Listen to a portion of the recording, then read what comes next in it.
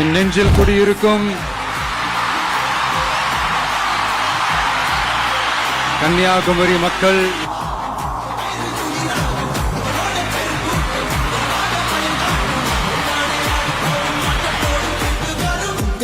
உங்க விஜய் உயிரன வரனா, உங்க விஜய் எளியவன் குரல்னா,